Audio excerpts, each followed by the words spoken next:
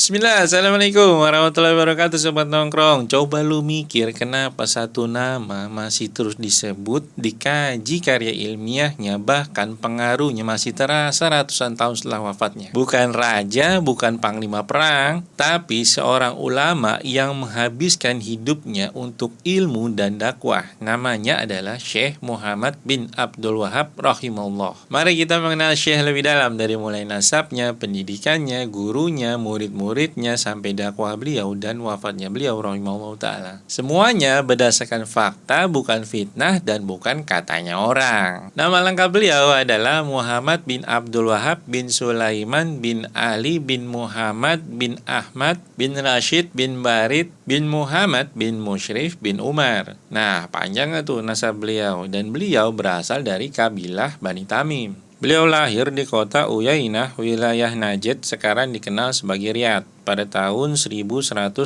Hijriah. Nah, biasanya begitu mendengar wilayah Najd, langsung nih muncul nih fitnah dari orang-orang jahil bin Sontoloyo ini, dan membawa hadis Rasulullah SAW akan munculnya tanduk setan. Ini panjang penjelasannya, tapi biar gue spill sedikit ya. Memahami hadis tersebut, para ulama salaf menjelaskan salah satunya adalah putra dari Abdullah bin Umar radhiyallahu anhu, yaitu Salim bin Abdullah bin Umar. Beliau mengatakan Najd dan negeri timur adalah Irak, dan makna Najd sendiri adalah dataran tinggi, lawan katanya adalah Gaur atau lembah atau dataran rendah. Bukan nama satu wilayah tertentu. Ini adalah penjelasan Ibnu Hajar rahimahullah. Oke Sobat Nongkrong, kita balik ke topik utama kita. Beliau rahimahullah lahir bukan di rumah biasa Sobat Nongkrong. Beliau lahir di rumah yang penuh dengan ilmu, kemuliaan, dan agama Sobat Nongkrong. Ayah beliau Abdul Wahab adalah seorang ulama besar pada saat itu dan menjabat sebagai Qadi Uyainah Sobat Nongkrong. Kakeknya Sulaiman adalah ulama Najd yang dikenal di zamannya Sobat Nongkrong. Belum cukup? Nah, paman-paman beliau baik dari jalur ayah maupun jalur ibu banyak yang menjadi ulama Sobat Nongkrong. Saudara, sepupu juga banyak yang menjadi ulama Sobat Nongkrong. Artinya apa? Sejak kecil beliau tumbuh di lingkungan yang penuh dengan ilmu, bukan lingkungan yang kosong dari agama Sobat Nongkrong. Di usia belum genap 10 tahun, Syekh Muhammad bin Abdul Wahab sudah menghafal Al-Quran Sobat Nongkrong. Bayangin coba, Masya Allah. Kita di umur 10 tahun lagi ngapain Sobat Nongkrong? Mungkin ada yang lagi main bola, ada yang lagi main mobil-mobilan, ya kan? Dan ini bukan hafalan biasa Sobat Nongkrong. Hafalan beliau rahimahullah sangat kuat, sampai-sampai membuat ayahnya sendiri takjub. Beliau kemudian mempelajari berbagai disiplin ilmu Sobat Nongkrong. Rajin mutola'ah kitab tafsir dan kitab hadis siang dan malam. Syekh Fat bin Nasir bin Ibrahim As-Sulaiman mengatakan beliau belajar malam dan siang. Beliau menghafal banyak matan dan berbagai cabang ilmu. Ini bukan belajar karena tuntutan Sobat Nongkrong. Beliau belajar karena cintanya beliau kepada ilmu. Dan kecintaan ini lahir dari fitrah yang lurus Sobat Nongkrong. Sebagaimana kata Syekhul Islam Ibnu Taimiyah rahimahullah, jika fitrah lurus di atas kebenaran dan disinari cahaya Al-Quran,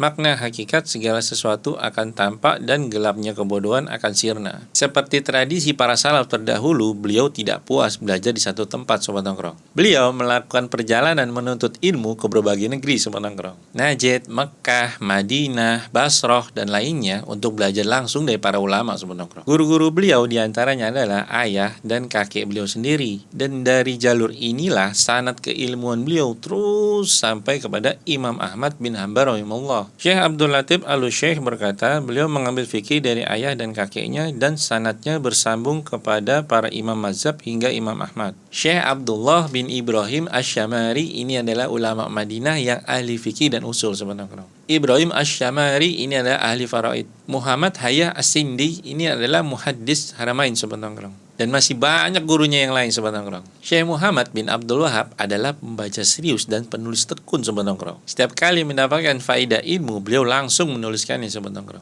Ini sejalan dengan nasihat Imam Syafi'i rahimahullah bahwasannya ilmu adalah buruan sedangkan tulisan adalah pengikatnya. Beliau juga dikenal sebagai ulama yang banyak menelaah karya-karya Ibnu Taimiyah rahimahullah dan Ibnul Qayyim rahimahullah Sobat Nongkrong. Dan dengan izin Allah Subhanahu wa taala dari tangan beliau lahir banyak ulama besar. Di antaranya adalah cucu beliau Syekh Abdurrahman bin Hasan Sobat Nongkrong. Beliau adalah penulis Fathul Majid, yaitu syarah terbaik kitab Tauhid. Kemudian ada Syekh Ham bin Nasir bin Muammar. Kemudian ada Syekh Hussein bin Ghanam dan masih banyak lagi sobat nongkrong. Ini membuktikan ilmu beliau hidup dan diwariskan, tidak berhenti di satu generasi sobat nongkrong. Beliau berdakwah dengan lisan, perbuatan, dan tulisan sobat nongkrong. Karya beliau sangat banyak sobat nongkrong dan mayoritas adalah tentang akidah. Karena di zaman beliau syirik, kurafat, dan bid'ah tersebar sangat luas sobat nongkrong. Dan di antara kitab-kitab beliau adalah Kitab Tauhid, Uthul Salasah, Kashfu Asyubhat, Al-Qawaid Al-Arba, Mukhtasar Zat Al-Ma'ad. Tentang Kitab Tauhid, Syekh Dr. Shalih Al-Fauzan berkata, kitab ini mendapat penerimaan yang sangat besar di kalangan ulama dan penuntut ilmu. Setelah wafatnya ayah beliau pada tahun 1153 Hijriah, Syekh Muhammad bin Abdul Wahab rahimahullah mulai berdakwah secara terbuka. Dakwah beliau jelas sobat nongkrong, yaitu mengajak manusia kepada tauhid, meninggalkan syirik, kurafat, penyembahan kuburan, tempat-tempat keramat, dan wali-wali sobat nongkrong. Dan dengan izin Allah Subhanahu wa Ta'ala dan dukungan penguasa dari keluarga Saud pada saat itu, dakwah ini membawa Jazirah Arab kembali kepada kemurnian tauhid sobat nongkrong. Bahkan keberkahannya meluas sampai keluar Arab dan terasa sampai hari ini. Syekh Muhammad bin Abdul Wahab rahimahullah wafat pada tahun 1206 Hijriah. Namun wafatnya jasad beliau bukan wafatnya dakwah beliau sobat nongkrong. Dari beliau lahir para ulama, imam dakwah, dan karya yang terus hidup sobat nongkrong. Semoga Allah Subhanahu wa Ta'ala mengampuni dosa-dosa beliau dan membalas perjuangan beliau dengan surganya sobat nongkrong. Amin, Allahumma amin. Jadi sobat nongkrong, beliau ini bukan orang sembarangan di dalam dunia Islam. Beliau tidak seperti yang difitnahkan oleh orang-orang yang membenci dakwah beliau rahimahullah ta'ala sobat nongkrong. Beliau adalah produk ilmu, kesungguhan, dan keberanian dalam menyuarakan tauhid yang murni, bukan tauhid abal-abal bro. Mengaku Islam, hobinya minta sama kuburan. Mengaku Islam, percaya sama dukun. Mengaku Islam, percaya sama makoli-makolian. Mengaku Islam, tapi gulu, cium kaki, cium dengkul, cium jempol, ya kan? Mengaku Islam, tapi zikirnya nggak sesuai dengan tuntunan Rasulullah SAW. Zikirnya ya kan, kayak orang kejang. Subhanallah. Mengaku Islam, mintanya bukan langsung sama Allah, minta sama wali. Subhanallah. Islam ini mudah bro, jangan dibikin repot. Hati-hati.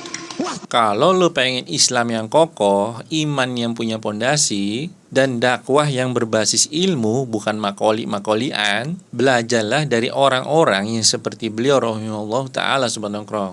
Islam yang murni, tauhid yang murni, tanpa ada campur baur, gak karu-karuan subhanallah. Oke sobat nongkrong, kalau lo suka dan video ini bermanfaat, jangan lupa like, comment, share, dan subscribe. Gue tutup dengan doa kafaratul majelis. Subhanakallahumma bihamdika, asyhadu an la ilaha illa anta, astaghfiruka wa atubu ilaik. Wassalamualaikum warahmatullahi wabarakatuh. Barakallahu fikum sobat nongkrong.